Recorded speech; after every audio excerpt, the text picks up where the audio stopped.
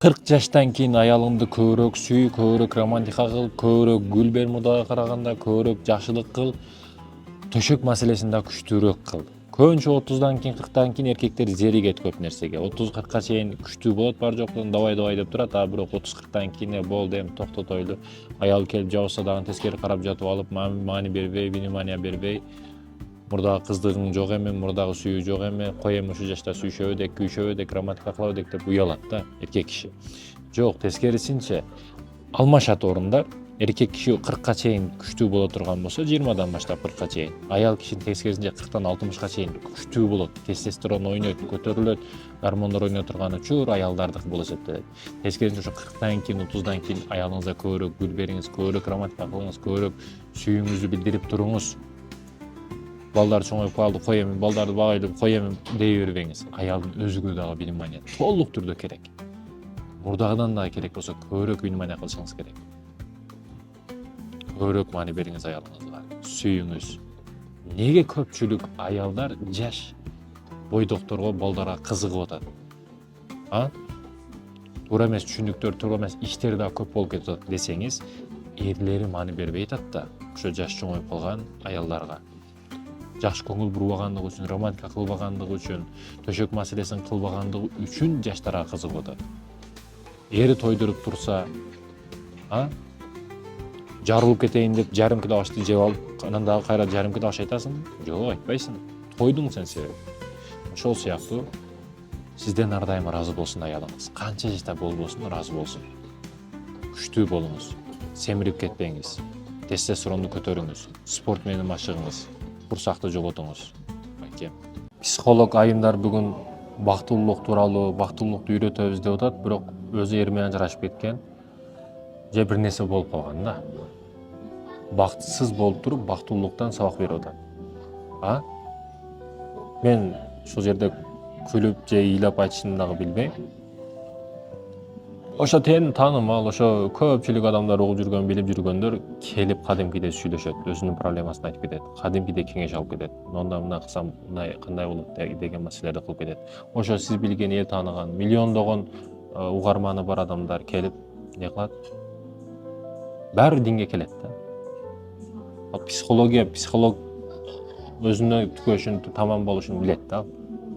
Дин чексиз экендигин билет. Көпчүлүккө дух, мотивация, анан психология беришке аракет кылат, бирок өзүндө эчтекеси калган эмес. Кээ бирөөлөр дүйнө андай, дүйнө мындай, акча мындай азгырат, андай мындай деп өзү эң биринчи кезекте чуркап барып атат дүйнөгө, акчага. Өзү машина жаман, мындай жаман, мындай жаман, эң жакшы машиналарды өзү минип атат, өзү тийип атат. Реалдуу карашыбыз керек да, бул дүйнөгө реалдуу карашыбыз керек. Эгерде мага калса, дүйнө мени көз карашымда карай турган болсо, мындай бизнес тренер, психология, баягы мошенниктер жоголуп эле кетет да, себеби аларга эч ким ишенбейт. Эч ким ишенбей калат. Алданышым кыйын өтө. Ошондойлорго ишенбе. Баягы табип болуп, ардекелерди желкесине шыбап, ардекелерди аяктарам деп аткандар бүт бардыгы жоголуп кетет өзүнө, себеби ишенбей калат мындайларга эч ким. Ошондуктан реал караганды билишибиз керек. Өзүбүз албайлы кеңештерим. Ташбака, коёнек, арстан үчөө жарышка чыга турган болсо чуркап. Аракет кылганы кылса эле болду, баары жетип барат да. Бирок коён тез чуркап келип, жарым жолдо уктап калса, же өлүп калса, ташбака баары өтүп кетет андан. Бул жерде скорость, тездик эмес, коюлган максат маанилүү да. Тоонун үстүгө чыксаңыз, ал жакта жыланды дагы көрөсүз, кушту дагы көрөсүз. Жылан сөйлөп чыккан, куш учуп чыккан. Убакытта разница болушу мүмкүн, бирок баары жетесиң да максатыңа. Сен кээде путуң жок болуп калып, сүйрөлүп кетип аткан болсоң дагы, аракетте болсоң, жатып алгандардын ар дайым алдыдасың да сен. Ушул мисалдарга маани берип, такташыбыз керек. Өзүң күчтүү вопросторду бериш үчүн келди да. Жөнөкөй майда нерселер менен элек болбо. Келгенибиз анык. Келген жерибиз анык. Кете турган жерибиз дагы анык болгон бул дүйнөдө сенден көп нерсе калыш керек. Жөнөкөй жашап, жөнөкөй өлүп кетпе. Ал сен үчүн эмес. Күчтүү адам бол, кыйын адам бол. булардын бардыгын жеке нәпсиң үчүн, дүйнөң үчүн, акча үчүн эмес, Аллах үчүн кылган. Ошондо сен ойлогон нерселердин бардыгы артыгы менен келет. Оноо жылан мисал үчүн сойлойт, арстан мисал тиштейт. Атчы, ат бат чуркайт. Үчөөнү салыштыра турган болсок, жылан не? Ат келип жанчыйт, буттары менен, туяктары менен мынтип жачаганга аракет кылат. Бирок жылан эптеп чакканга жетишсе, ат өлүп калат. Мунун артыкчылыгы уусунда экен, тишинин ичинен уу чыгат, ошо уусунда экен, эптеп тиштеп алса болду. Арстан мисалы атты кубалап калса, анын туяктарында күчү бар, чуркайт, качат. Эптеп ударын туура жерге бере турган болсо, арстан кетет ошол жерде. Бизде дагы адамдарда бир өзгөчөлүгүбүз бар, бир сыпатыбыз бар. Аллах Таала ошону күчтүү кылып берип койгон. Ошол нерсени тапканга аракет кылышыбыз керек. Өзгөчө жаштарыбызда багыт жок, ошол нерсени такташканга жараша үлгү берген, дук берген ата-эне жок, же багып бере турган мугалим жакшы эмес. Ошонун натыйжасында өзүнүн жолун таппай жүрөт да. Ар бир нерсенин артыкчалыгын көрө билген, ашыкчалыгын көрө билген мугалим болсо, ар бир адамга багыт берет, жол берет. Ал ийгиликке жетет. Ошондой экен, ошо ашыкча жериңди, артыкча жериңди табышың керек. Ал бизнес жаат, ал спорт жаат, айырмасы жок. Ошол нерсеге каттуу аракет. Сен күн сайын майда чүйдө нерсеге кадимкидей кете берет программа. Бирок максатың үчүн сөзсүз түрдө күндө бир кадам ташташың керек. Эч кимди кечирбе, эч качан кечирбе. Адамдар келишет, мен паланчаны кечирбейм дейт да. Мындай карайм, адамга карайм баштан аяк. Кечирбе дейм. Кечирбе. Өзүңдү өзүң кыйнап жүрө бер. Өзүңдү өзүң жеп, түгөтүп, сахар болуп, давление болуп, эртең өлүп кал эртеле. Сен кечирбеген же кечире турган адамың сени тааныбайт, сени билбейт керек болсо. Сен тууралуу бир грамм ойлобойт. Эмне үчүн сен аны кечирбестен, мен анан кек сактап өмүр бою өзүңдү кыйнап өтүшүң керек? Сен кечиришиң менен өзүңдү кечиресиң. Өзүңдүн телоңа, өзүңдүн мээңе, өзүңдүн жүрөгүңө тынчтык бересиң. Өзүңдү кое бересиң мындайча айтканда. Адамдар неге ошону түшүнбөйт, мен билбейм. Кечириш аны эмес, против жакты эмес, өзүңө ырайым кылышың дегени. Өзүңө ырайым кыл, өзүңдү коюп жибер. Эң күчтүү душманыма мен намазымда дуа кылам. Аллахым ийгилик беришин, иштери жүрүшүп кетсин деп. Мен аны актайм, билбей кылды, түшүнбөй кылып койду, андай кылып койду, мындай кылып койду. Душманыңды акта. Ага жараткандан жалбарып дуа кыл, суран. Ошол чыныгы сага дос болуп калышы толук түрдө мүмкүн. Кечиргенди бил, кечир. Кечирбегедей сен кимсиң? Аллах Таала сени канча күнөөңдү билип кылган, билбей кылган күнөөлөрүн кечирип атат. Анан сен менен мен киммин мен кечирбей койгулай. Бирөө кечирип, сурап, баш ийип келдиби? Сөзсүз кечир. Аны кечиришиң менен мен 100% кепилдик берем. Ал канчалык кубанса, сен андан 10 эсе көбүрөөк кубанасың. 10 эсе көбүрөөк бактылуу болосуң. Кечирим сураганды да бил, кечиргенди да бил мекендешим. Эгер бирөөнү капа кылып койсоң, жүрөгүң ооруп, түрмөдө уктай албай барып кечирим сурасаң, кечирбейм, бар кете бер деп койсо, эмне деген удар тиет сага? Ал тарапты дагы ушул сыяктуу кара. Тамам. Дүйнөнүн жарык болгону бекер. Жүрөгүң карарып турса, бардык кайф, рахаттардын бардыгы бир тыйын. Бир жолу тырмак чалып, апаңды капа кылып кайгыртып алсаң, бардыгы бекер чындыгында. Аллахтан кийин эң күчтүү урматтап сыйлашка тартыктуу бул апабыз. Кызматын кылып дуаны ала турган апабыз.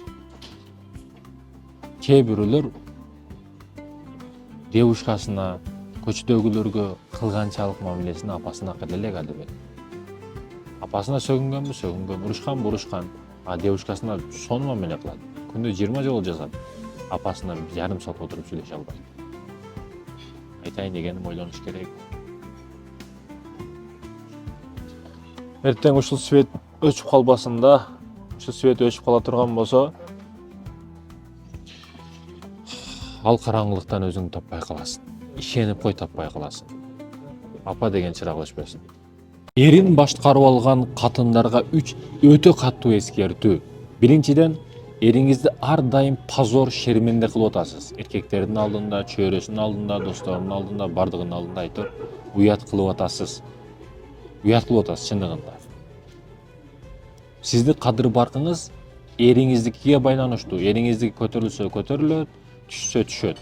Сиз бир жерге жөнөтпөй коюшуңуз менен, же бир нерсени кылдырбай коюшуңуз менен ойлобоң, биз жеңдик деп. Жеңилдиңиз. Да, бир жолу, эки жолу башкарышыңыз мүмкүн. Эртең вулкан катып атылышы мүмкүн. Бар жоңуздан азырап калышыңыз мүмкүн. Бийлигиңизди жоготуп алышыңыз мүмкүн. Флагты кайра башка бирөөгө берип коюшуңузга туура келип калат. Экинчи алып алышы мүмкүн, мисалы үчүн.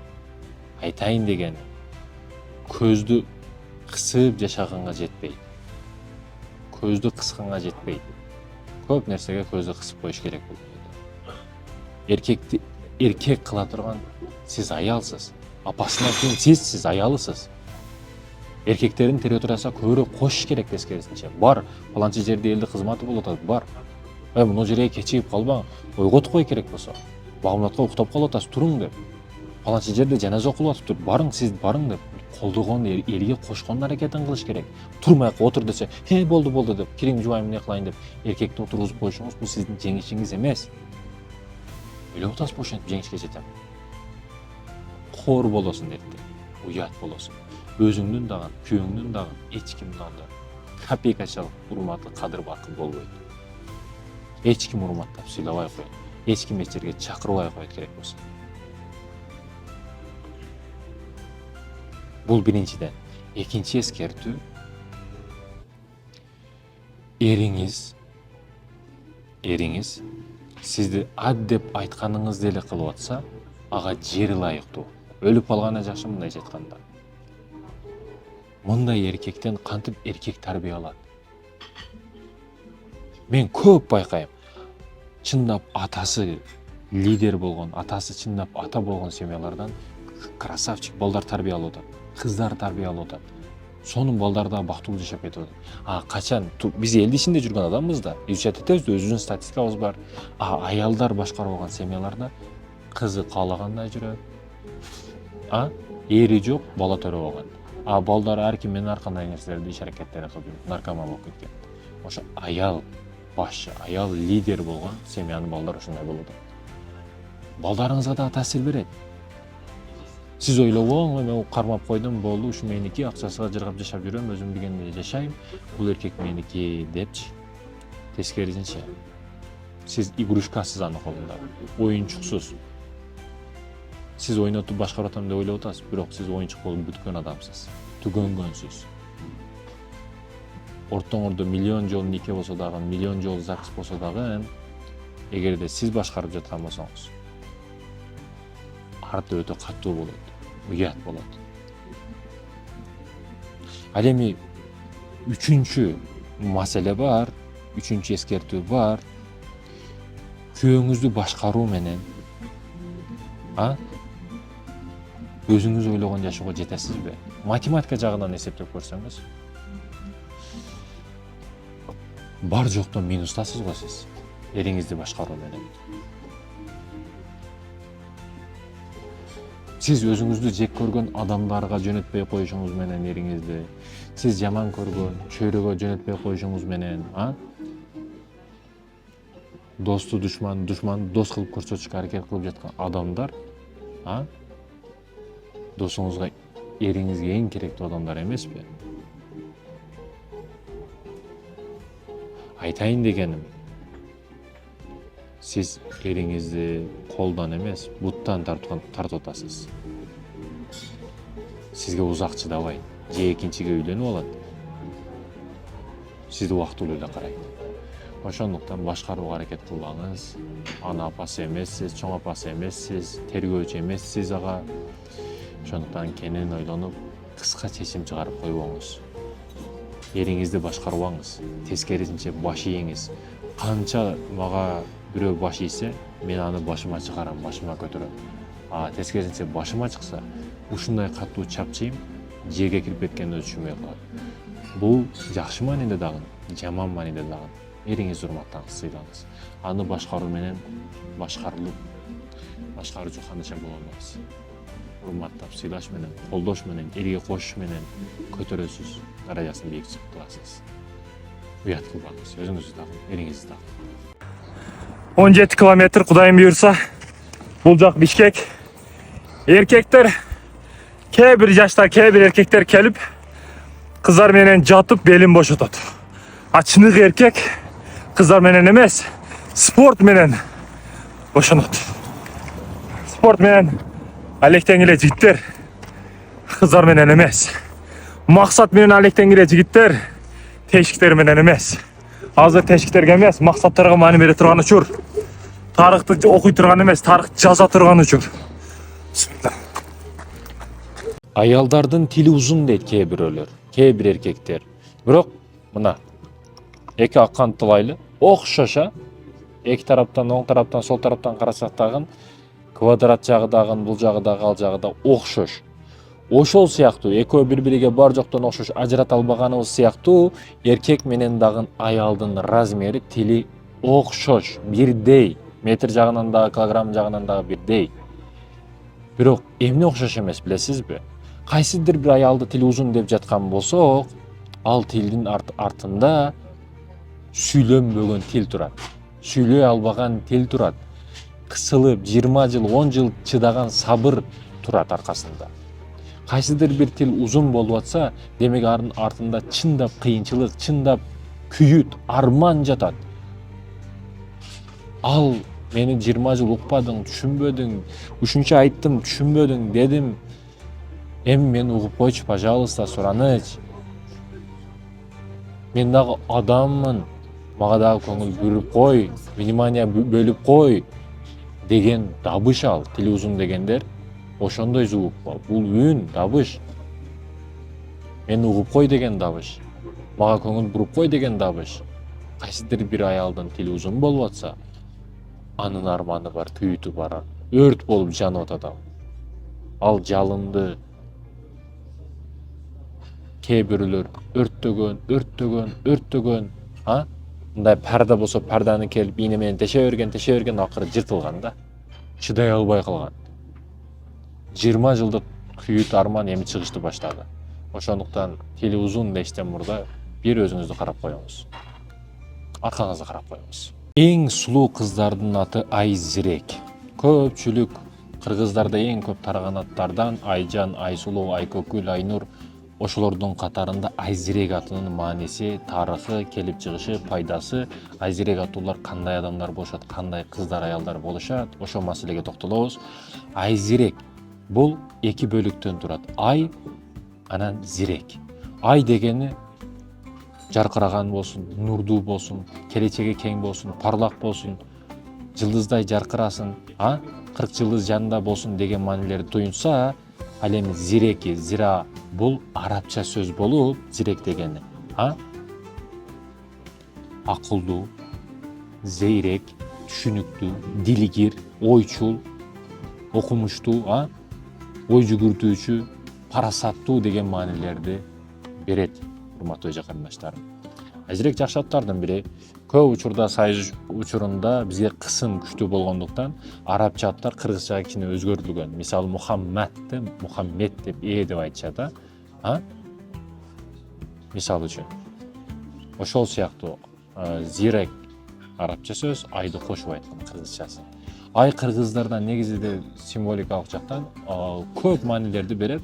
Кыргыздарда көп келген ай түшүнүгү, айга карата көп аттар коюлган. Айжан, Айкөкүл, ошол сыяктуу аттар өтө көп койгон. Ошолордун бири Айзирек экен.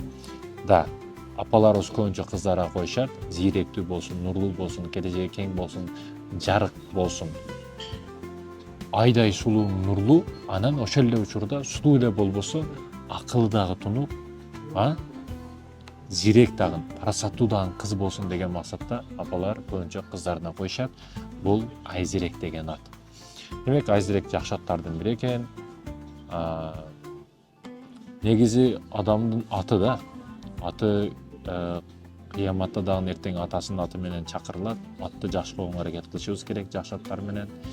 Эгерде кимдин аты кыргызча деле жакшы маани берип атса, аны өзгөртүш шарт эмес. Арабча кылып пайгамбарыбыз өзгөрткөн эмес. Кимдин аты бизде мисалы студент окуп жүргөнүбүздө Далбай уулу деген болот эле студент. Далбай уулу келдиби деп ага келип биринчи ошону сурайт эди да. Угулганда башкача угулат эди, бардыгы күлүшөт эди. Бирок аты чындап башкача коюлган да. Бардыгы күлүп атса, шылыңдап атса, анда өзгөртүш керек.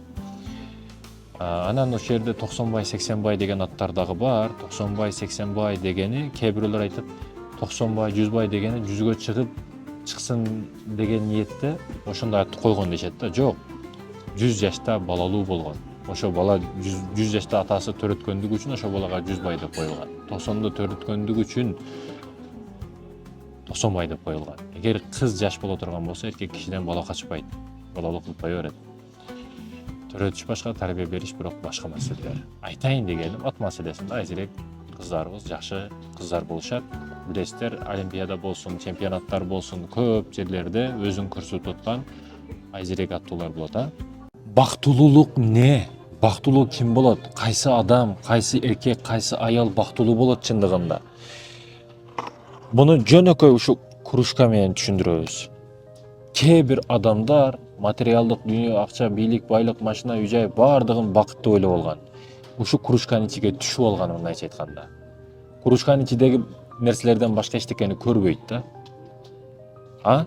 Булардын дейт, айылдын тилимен айтканда назар аш деп коет. Чыныгы бактылуулук мына азыртан башталат. Азыркы абалыңдан башталат. Эртең эмес, бир нерсени когда кылып алуу эмес, үйдү салып алуу эмес, үйлөнүп алуу эмес. Көп жаштар, бойдоктор үйлөнүп алсам баары жакшы болуп кетет, бактылуу болуп кетем деп ойлойт. Жок, адашасың. Бактылуу болуп ажырашып кеткендер толтура. Балалуу боло албай, сүйүшүп, күйүшүп, любовь, романтика кылып үйлөнүп, эртеси күнү сотко арыз берип, сен жаман, мен жаман болуп жүргөндөр толтура. Айтайын дегени, назардын аштыгы бар. Бул сени бактысыз кылат ар дайым. Кружканын ичиге түшүп алба. Жашооң жөнөкөй эле нерселерди көрүп калат, башка нерседен кружканын ичинен чыга албай каласың. Назарыңды ток кыл. Бактылуу болуштун биринчи сылы назарды ток кылууда турат. Назары ток адам ар бир учурда бактылуу болот. Көңүлү тынч болот, жан дүйнөсү тынч болот. Материалдык жактан канча нерсени сен алдыңа алып келип бербесин, баары бир башкасын, жакшырагын каалай бересиң. Эгер назарыңды токтобосоң, назары токтор ар дайым бактылуу, назары аштар ар дайым бактысыз. Демек, өзүңдү ток карма, жигерим. Досуңду экзамен кылып көрүүчү жол менен, досуңду сынап көрүүчү жол менен. Биринчиси акча маселесинде, экинчиси сапарда, жолдо, үчүнчүсүнө мекендешим кыйынчылык түшкөн учурда. Көп досторубуз бар. Мисалы, жолго кеттиңиз, сапардасыз, Россиядасыз. Сиз кеткенден кийин кандай мамиле кылат? Сиз кетип калдыңыз сизден кийин. Сиз кеттиңиз, кээ бирөөлөр ушундай күтүп турат, паланча досубуз Россияда, келсе эле эмне кылат, чалып аш кылып бер дейт. Аш кылып бер дейт да. Сен Россиядан келдиң дейт. Иштеп келдиң досум, чарчап калдың, кыйналып калдың, биз аш кылып берелик, нормаль тамак жеп ал, сулукта тоңуп калдың, арыктап кетипсиң деш жок. Тескерисинче аш кылып бериш керек да, должындай. Тескерисинче сен аш кылып бер. Кетти, 2 жыл иштеди Россияга, келип, Айшени Айшта кандайсыз, балаңыз Россияда, мен бала ордунда, досум ордунда баламын, мага не кызмат болсо отун жарыш керек, мына көтөрүш керекпи, айта бериң деп айтып коюш жок. Кызмат болсо айтың деш жок. Аш байлап турушат да, аш үчүн, көш үчүн, эт үчүн, бекерчилик үчүн дос болгондор бүгүн бар. Демек, бул маселеде кара. Сенин бактылуу күндөрүң үчүн гана дос болуп аткан достор, сен кылып берип аткан акчаңа, кылып берип аткан ашың үчүн дос болуп аткандар, көрүнүк, реклама жашоо үчүн дос болуп аткандардан алыс ойно. Себеби булар сени ойнотуп эле коюшат. Башка маселеси жок булар. Соодада адам сыналат да чындыгында. Себеби ортодо чоң сумма бар, аласа белесе өтө көп болот. Суммага ким так болсо, ошол утат. Ким суммага так болсо, эсептүү дос ажыралбас деп кыргыздар сонун айтат. Чындыгында бүгүн бизнести эки адам баштайт, иш жүрүшүп кете турган болсо, активдүүрөөк бирөөсү иштерди, кагаздарды бүтүп алдыгы өзүн өздөштүрүп алып, бир досун акырын түртүп коет да, оюндан чыгарып коет. Башка кайка батат. Бар жогун ушул мал мүлкүн бардыгын ушуга тигип койгон болчу. Ушундай достордон этият бол. Акчага карап мамиле кылабы? Ал акчасы туура келгенде сени сөзсүз түрдө сатат. Нәфси каалоосу күчтүү адам, өзгөчө зина кылган адам менен эч качан бизнес баштабайт. Себеби сөзсүз түрдө сени сатат ал. Себеби жеке нафсын тие албаган адам башка маселеде эч качан тие албайт. Намаз окушу мүмкүн да, даватка чыгышы мүмкүн да, ажыгы барып келген болушу мүмкүн да, бирок зина кылып жүрсө сени жөн эле утатып кетет ал. Ошондуктан мындай немеден алыс бол. Сапардасыз, жолдосуз, чындыгында сыныла турган учур ушул. Жолдо кээде сууңуз түгөнүп калат, чөлдө болсоңуз, талаада болсоңуз, сууңан берип турабы жокпу? Мисалы үчүн. Биздесиңер чогуу палаткада жатып каласыңар, бычак көтөрүп сайып койгон айтор сапарда адам сыналат да. Ошондуктан ушул маселелерде туура өткөн досуң чындап сага дос болот. Аркаңдан, алдыңдан сени коргой алган дос чыныгы дос. Ошондуктан байлыгына карап дос болбо, бийдигине карап дос болбо. Байлыгы дагы кетет, бийдиги дагы кетет. Кармансыз каласың. Бир максат үчүн дос болгондор түбөлүктүү болот. Акыретте бейиш мисалы үчүн, Кыргызстанды өнүктүрүш мисалы үчүн, Аллах үчүн мындай чоң проект мисалы үчүн. Мындай достор чогуу болот. Неге? Буларды ажырата турган нерсе жок да, максаттары бир. Максаттын бир болушу достуктун чындап бекемдей турган негизги кадамдардын бири болуп эсептелет. Доска маани бер.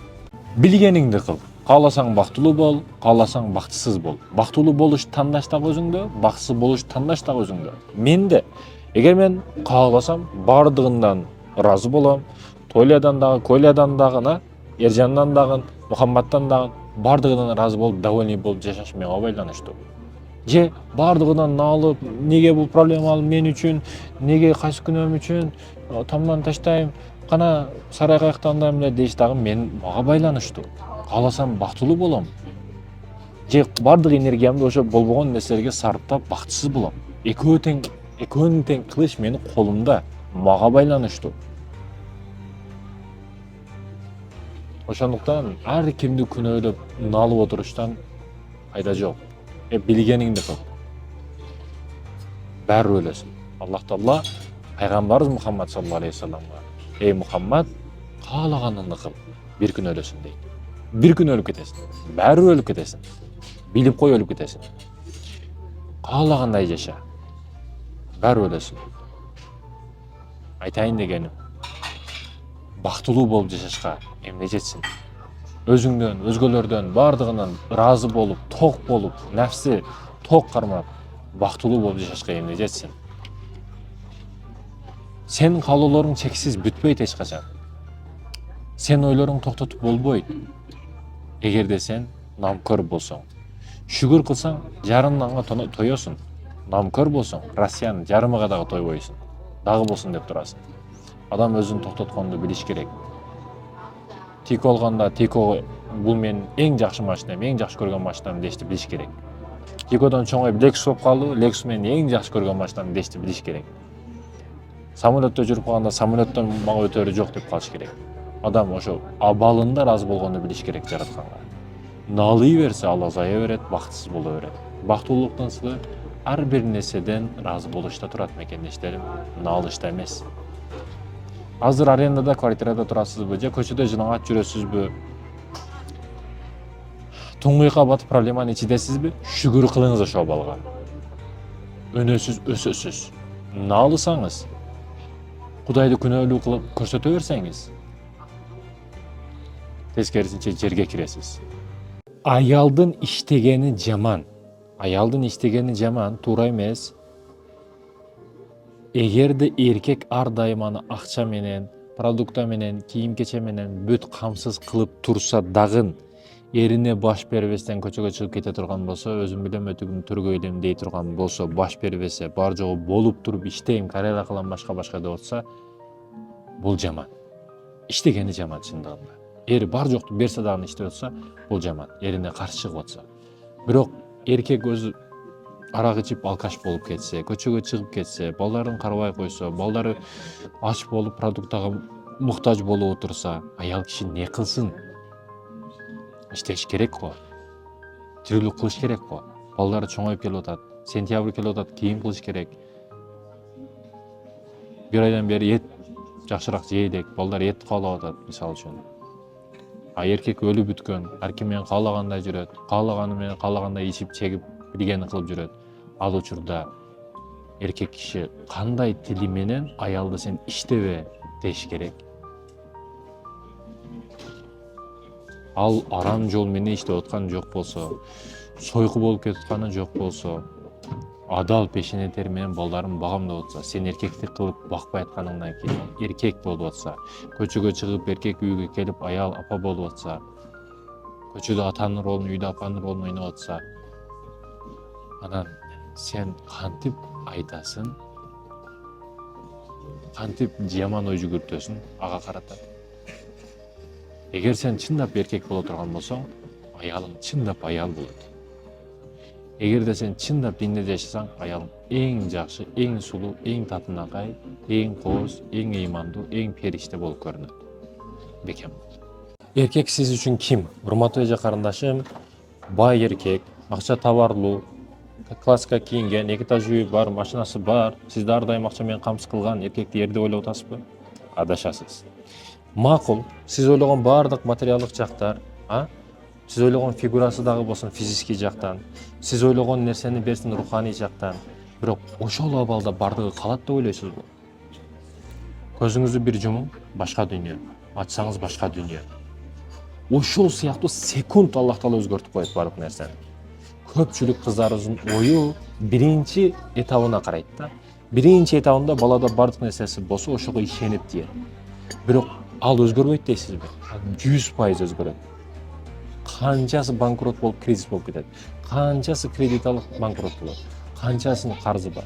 Бай десе, акча көп таап атат десе, аны бай деп ойлоп калбаңыз. Балким анын ошончолук карзы бар, ошончолук оорусу бар, ошончолук давлениясы бар. Мен айта турган маселе, эже карындашым, баардык нерсе өзгөрүп кетет. Сиз анын калбиндагы, жүрөгүндөгү иманына караңыз. Ошол нерсе туруктуу турат. Ошол нерсе өзгөрбөйт. Ошол нерсе сизди акыретте бейишке алып кирет.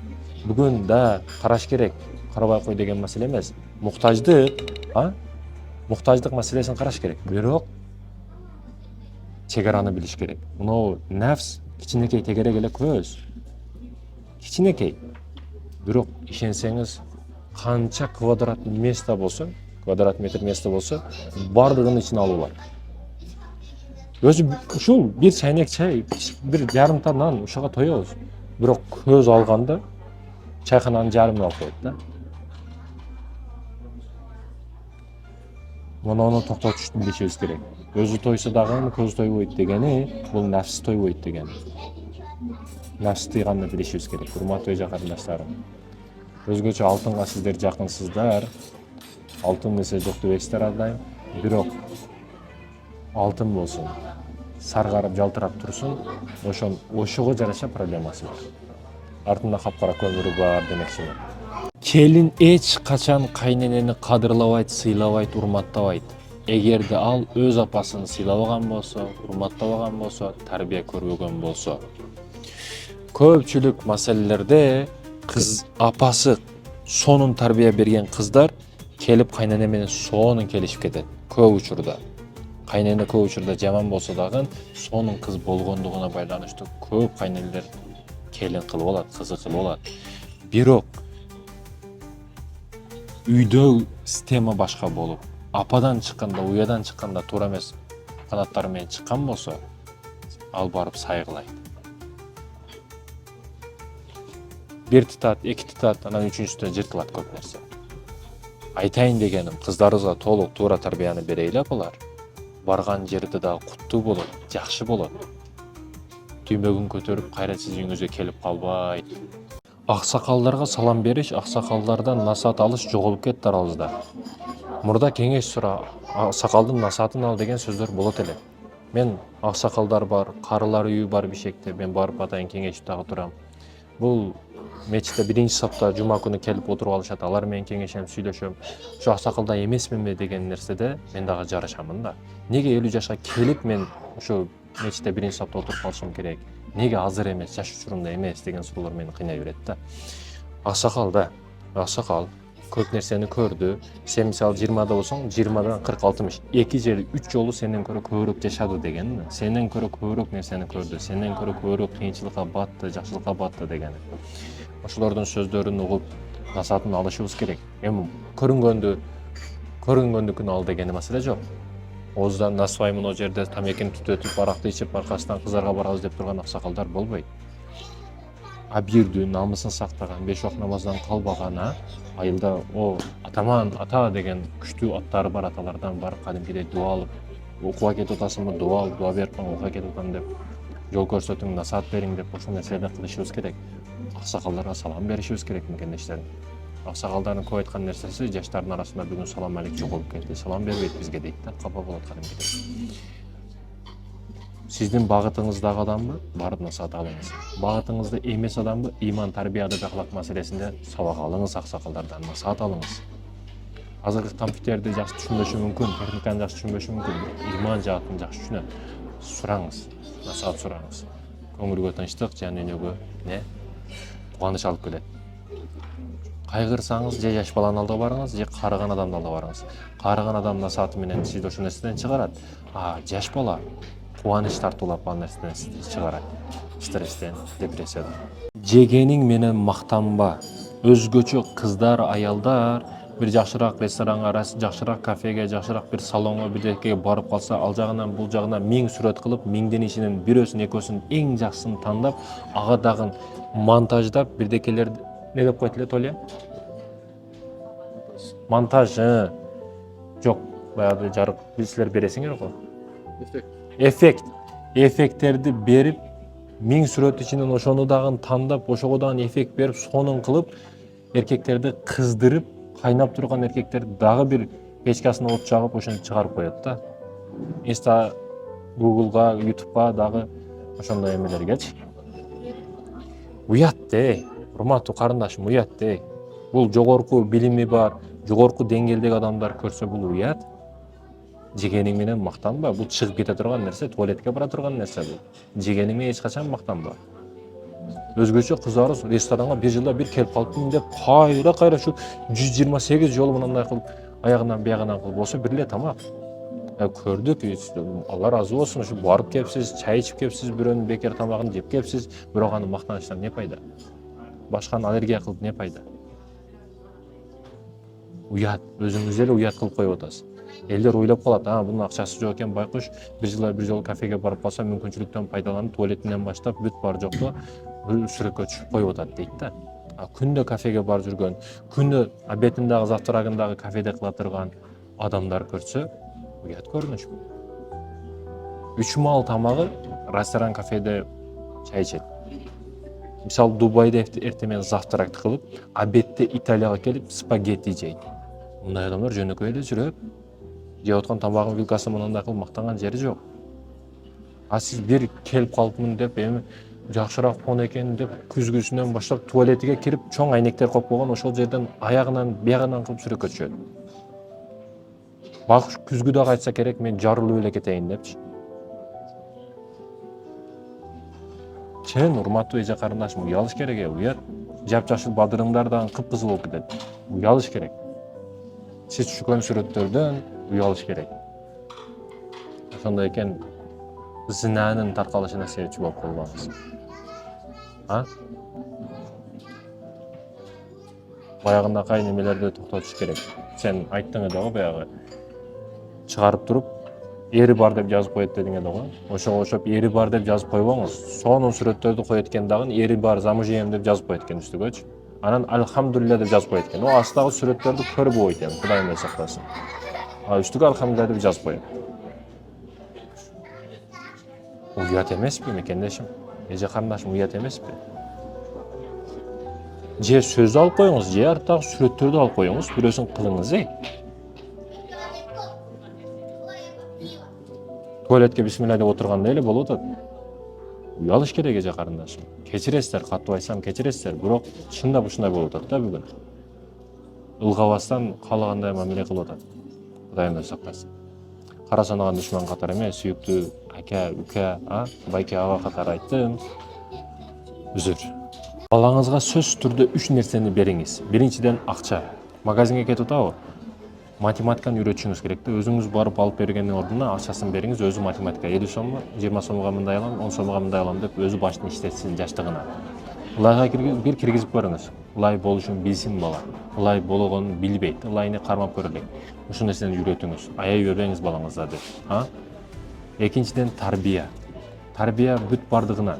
Эгер ал диний тарбия болбосо, бардыгы бекер. Эртең карылар үйгө барып калат. Ошондуктан айтайын дегеним, тарбия кээ бирөөлөр менден корксун деген түшүнөт. Ата энеден корксо бала сонун болот деген түшүнүк бар да. Жок. Мындай эмес. Эртең эле коркпой калат, ичине күчкө толсун.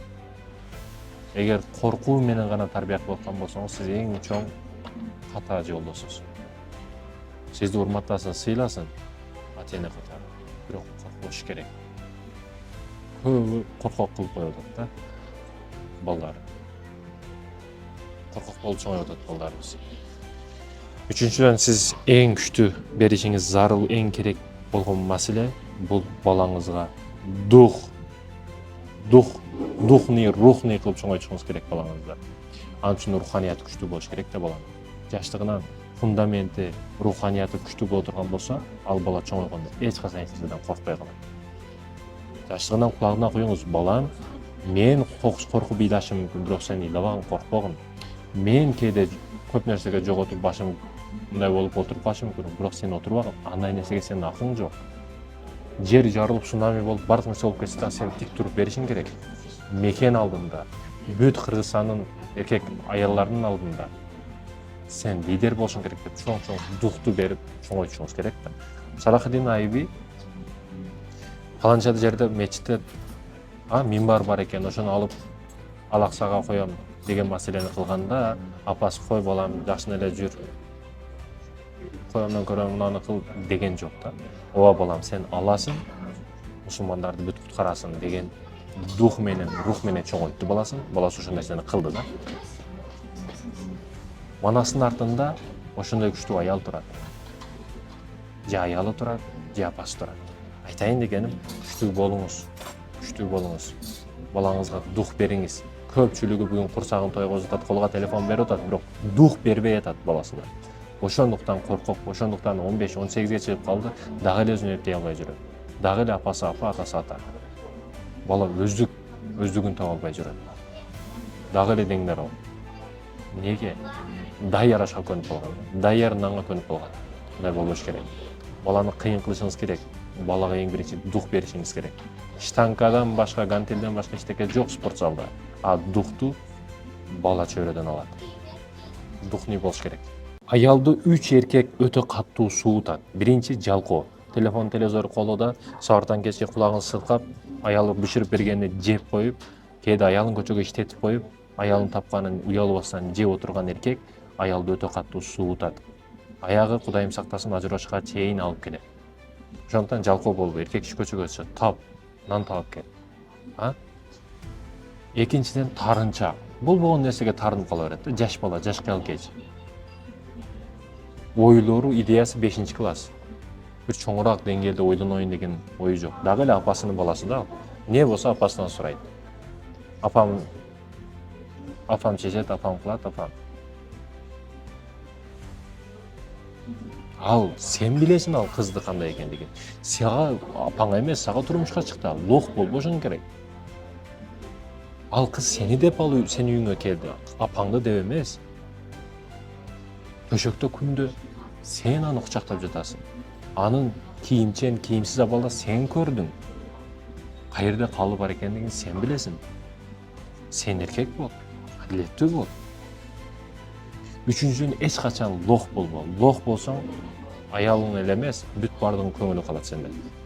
Эркек киши лох болушка акысы жок. Эгерде семьяны теберетүүчү болсо, продукттарды нанды көчөдөн алып келүүчү эркек болсо, эч качан лох болбош керек. Мисалы, сиз бир жылдык акчаңыз 1 миллион сом бар.